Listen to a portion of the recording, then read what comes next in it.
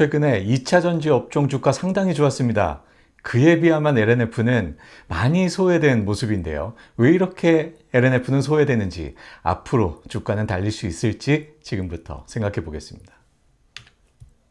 네, 무엇이 LNF 주가에 크게 영향을 줄까? 주가 변동 체크 포인트 먼저 짚어보겠습니다. 첫 번째로 현재 주가 수준 평가를 해보겠습니다. 다른 2차 전지 양극재 업체들과 그 주가 수준을 밸류에이션을 통해서 평가를 해보고요. 자, 두 번째로 밸류 체인을 좀 짚어볼 필요가 있습니다. 단조로운 밸류 체인이 이 주가를 발목 잡는 하나의 큰 원인으로 보이고, 또 이게 IRA까지 연결이 되는데요. 이 밸류 체인 한번 짚어보고요. 자, 세 번째로 최근에 테슬라 공급 계약 소식이 있었습니다. 이날 주가 아주 크게 출렁거렸죠. 테슬라 공급 계약이 얼마나 실적에 영향을 줄지, 그리고 주가에는 얼마나 영향을 줄지 짚어보고요. 자, 마지막으로 생산 캐파 및 고객사 비중인데요. 최근 컨퍼런스 콜에서 LNF가 캐파를 얼마나 확대하겠다, 고객사 비중 어떻게 가져가겠다, 이런 내용들을 밝혔습니다. 이게 실적으로 어떻게 연결될지 실적 전망까지 해보고 밸류에이션을 통해서 목표 주가까지 설정해 보겠습니다. 주가 변동 체크 포인트 첫 번째, 현 주가 수준에 대한 평가입니다. 주가 수준은요, PER 밸류에이션을 통해서 평가해 보기로 합니다. PER 여러분들 많이 들어보셨겠지만 잠깐 소개를 해드리면 순이익분의 시가총액으로 정의됩니다. 자, 이런 밸류에이션 지표들은 항상 분수로 표시가 되는데요. 내가 보고 싶은 게 분자에 있고요. 그냥 보지 않고 뭐 대비해서 봅니다. 그 대비되는 게 분모에 있습니다. 자, 분모의 순이익이 있죠? 순이익 대비해서 보겠다. 뭘 보겠다? 분자의 시가총액이 있습니다. 시가총액, 즉 주가 수준을 보겠다, 이런 얘기인데요. 만약에 순이익이 2배야? 그렇다면 시가총액도 2배가 돼야 돼. 그게 결국 같은 주가 수준이야, 이런 얘기죠. 자, 이 PER로 경쟁사들의 주가 수준을 평가해 보면요. 에코프로비엠은 48, 포스코 케미칼은 무려 69나 됩니다. 48도 높은 수준인데요. 69나 되는 포스코 케미칼, 굉장히 높은 수준이죠. 아, 포스코 케미칼 주가 상당히 고평가됐구나, 이렇게 생각할 수 있겠는데요. 자, LNF는 겨우 그에 비하면 27밖에 안 됩니다. 에코프로비엠에 겨우 한 반 정도 되는 그런 수준입니다. 너무 저평가됐다라고 생각될 수 있겠는데요. 자, 그런데 우리는 이런 경우를 흔히 봅니다. 높은 성장이 기대되고, 그래서 사람들 주식을, 그 종목을 많이 매수해요. 그래서 주가가 상승하고, 그래서 PER이 크게 상승하는 이런 경우를 우리는 주변에서 흔히 보는데요. 아, 에코프로비엠이나 포스코 케미칼이 이런 높은 성장에 대한 기대가 혹시 있었던 것 아니야? 특별히 포스코 케미칼이 그랬던 거 아닌가? 라는 생각이 그래서 들죠. 자, 이런 지표가 있습니다. 바로 PEG라는 지표인데요. Price Earning to Growth Ratio라고 합니다. 성장 기대감, 즉 성장률 대비 PER을 보는 거예요. 이익 성장률이 2배야? 그렇다면 PER도 2배가 돼야 돼. 그게 결국 같은 PER 수준이야, 이런 의미죠. 자, 이 PEG 밸류에이션 지표로 다시 한번 밸류에이션을 해보면요. 에코프로비엠과 포스코케미칼이 거의 정확히 1로 동일합니다. 자, 그러면 LNF는 얼마일까요? 자, PER 밸류에이션상 그 큰 격차가 상당히 좁혀지긴 합니다만, 여전히 LNF는 0.65로 그 밸류에이션 수준이 낮죠. 하지만 그 격차는 크게 좁혀진다. 아, 여기에서 우리는 뭘 할 수 있나요? LNF가 성장 기대감이 낮은 것도 맞고요. 그 낮은 성장 기대감을 감안하더라도 현재 가장 저평가됐다라는 것도 알 수 있습니다. 1 대비 35% 정도 할인된 0.65의 PEG, 밸류에이션 지표를 보여주고 있으니까요. 주가 변동 체크 포인트 두 번째죠. 밸류 체인 짚어보겠습니다. LNF는 LG 에너지 솔루션을 주 고객사로 갖고 있습니다. 매출 비중 70% 이상이다 라고 알려져 있는데요. LG 에너지 솔루션은 테슬라에 배터리를 공급하고요. LNF, LG 에너지 솔루션, 테슬라, 이런 단조로운 밸류 체인을 보이면서 사업적 리스크를 시장이 우려하게 합니다. 그래서 주가도 크게 눌려 있는데요. 자, LNF는 이 리튬의 수급을 사급 80%로 해결하고 있다라고 밝히고 있습니다. 사급이란 자동차 회사가 부품사들에게 부품을 사서 나눠줍니다. 그 나눠준 부품을 써서 부품을 만들어서 공급해 주세요. 이게 바로 사급인데요. 자, 사급은 장점이 있어요. 리튬은 가격이 매우 불안정하죠. 이 불안정한 리튬을 안정적인 가격으로 공급할 수 있게 하고요. 그리고 장기 계약을 합니다. 그래서 긴 시간 동안 안정적으로 또 부품을 공급하게 하는 장점이 있지만 대부분의 리튬을 테슬라에 의존하면서 그렇지 않아도 단조로웠던 이 밸류체인이 더더욱 단조로워지는 그런 단점도 보이게 되네요. 자, LNF는 이렇게 리튬을 대부분을 테슬라에서 수급을 하고 있는 것으로 보이고요. 거기에 전구체를 더해서 양극재를 만들죠. 이 전구체는 중국의 CNGR 그리고 자회사 JH화학공업 이 회사로부터 공급을 받습니다. 자, 얼마 전에 시노리튬 머티리얼즈라는 회사와 수산화 리튬 합작사를 만든다라는 소식이 들렸습니다. 그래서 이게 만약에 정말 된다면 이 리튬을 테슬라에만 의존하지 않고 또 새로운 밸류체인이 생긴다라는 의미가 있을 것 같은데요. 자세한 소식은 이전 시간에 전해드렸습니다. 못 보신 분은 한번 보시고요. 자, 이 의미를 좀 생각해 볼까요? 자, 이 수산화 리튬의 합작사, 단조로운 밸류체인, 그리고 IRA 대응 미흡에 의한 주가 하방 압력 완화를 기대합니다. 하지만 아직 협상 초기로 보여서 어떤 명확한 그런 대책이 아직은 되지 못하는 그런 상황이 될 것 같고요. 자, 이런 기대와 우려가 있는 그런 합작사 소식이다라고 할 수 있겠습니다. 자, 주가 변동 체크포인트 세 번째, 테슬라 공급 계약 소식 생각해 보고요. 그리고 이게 얼마나 실적에 반영될지 알아보겠습니다. 먼저 계약 조건인데요. 양극재 3조 8천억 원어치다. 그리고 24년, 25년 2년간 공급한다라고 하고 있습니다. 자, 계약 규모가 3조 8천억 원이라고 합니다. 그렇다면 양극재는 킬로그램당 50불 정도로 평가됩니다. 여러 가지 데이터를 봤을 때 말이죠. 그렇다면 양극재 6만 톤으로 평가되고요. 2년간 공급하잖아요. 그래서 연간 3만 톤 공급으로 생각됩니다. 자, 이게 배터리로 환산하면 얼마나 될까? 배터리 1kWh당 양극재 1.3kg이 적용되는 것으로 평가됩니다. 또 여러 가지 데이터들을 분석해 보면 말이죠. 자, 그렇다면 양극재 6만 톤은요, 총 45GWh의 배터리로 환산되고요. 이게 2년간 공급하는 거잖아요. 그래서 연간 23GWh의 배터리로 환산됩니다. 자, 이 연간 23GWh의 배터리, 이게 얼마나 자동차를 만들 수 있나 또 생각을 해볼까요?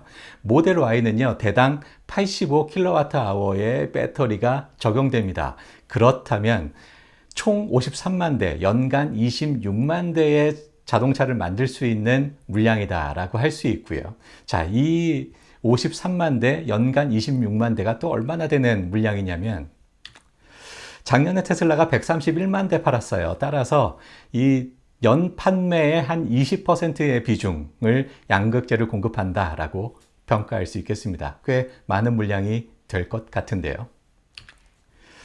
자, 이 계약 목적을 보면요. 테슬라는요, 4680 배터리를 자체 생산하겠다라고 이미 몇 년 전부터 얘기를 하고 있어요.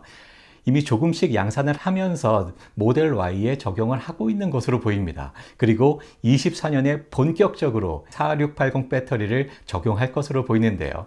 그래서 24년부터 이 양극재로 공급받는 계약을 한 것 같습니다. 이 4680 배터리는 기존의 2670 배터리에 비해서 약간 길어지고 크게 뚱뚱해집니다. 배터리 셀을 키움으로써 그 에너지 밀도가 증가하고 제작 단가는 낮아지고 이런 장점이 있다고 테슬라는 밝히고 있고요. 그래서 4680 배터리를 아예 자체 생산하겠다라고 얘기하고 있습니다.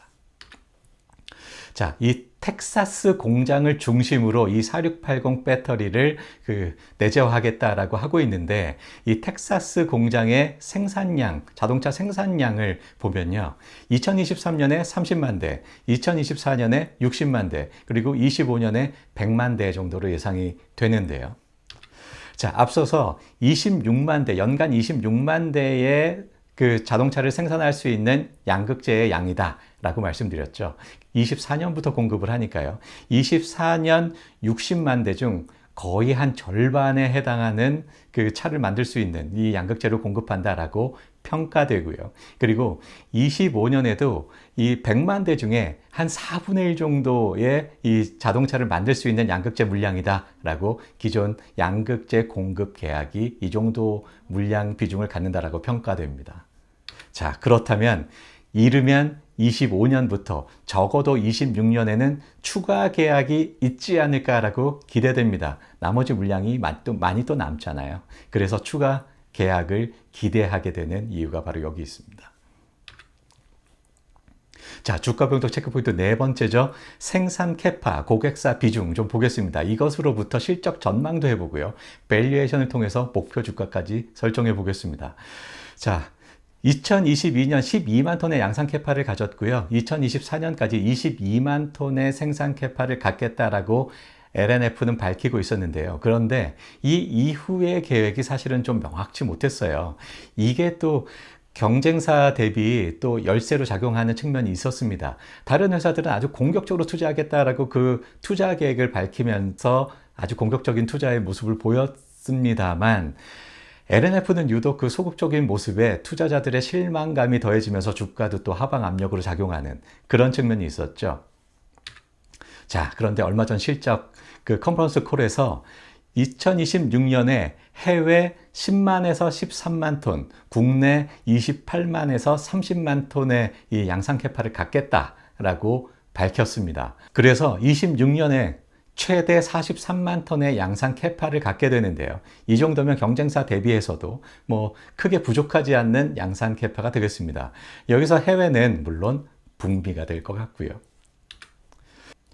자, 이 양산 캐파가 출하량으로는 얼마나 이어질까? 이게 결국 매출이니까요. 생각을 해보면 LG 에너지 솔루션이 70% 이상의 이 매출 비중을 갖는다라고 했잖아요. 2023년 8만 톤으로 예상되고요. 그리고 OEM 비중이 약간 있습니다. 이 OEM이란 자동차 회사죠. 자동차 양산 테스트 물량이에요. 이 테스트 물량이 약간 있고요. 그리고 나머지 SK온이 3만 톤 정도로 예상됩니다. 자, 그런데 얼마 전 컨퍼런스 콜에서 또 밝힌 게 있어요.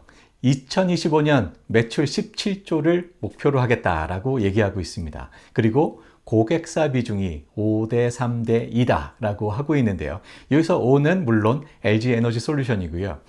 3위 자동차 회사입니다. 그리고 2가 SK온인데요.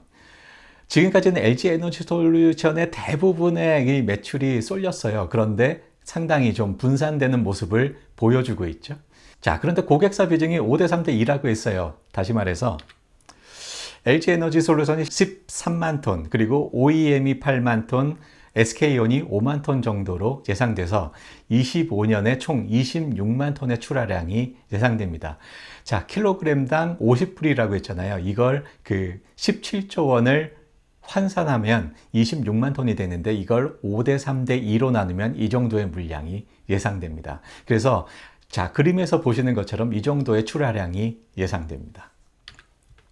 자, 그런데요. 앞서서 테슬라와의 그 계약 물량 24년에 약 3만 톤, 25년에 약 3만 톤, 연간 3만 톤씩 공급한다라고 했죠. 빨간색 네모친 부분인데요. 자, 24년에는 3만 톤 이미 꽉 찼어요.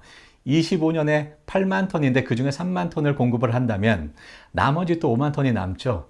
여기에서 또 추가 계약의 이 기대가 생기게 됩니다. 그 추가 계약, 테슬라가 더 추가 계약을 할 수도 있을 테고요. 아니면 다른 자동차 회사가 될 수도 있을 것 같습니다. 자, 이런 추가 계약에 대한 기대, 여기에서 발생하게 됩니다.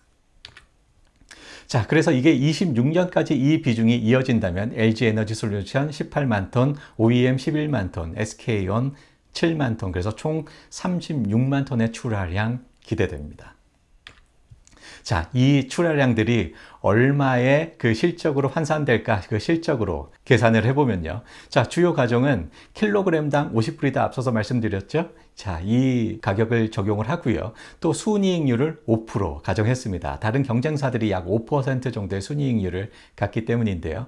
자, 이렇게 해서 계산을 해보면 2022년에 자, 실적 확정됐죠. 자, 이게 2025년까지 이어져서 2025년에 매출 17조 원 하겠다라고 했잖아요. 순이익은 900억 원으로 전망됩니다. 자, 이익 성장률을 보면 약 연간 49%의 성장이 예상되는데요.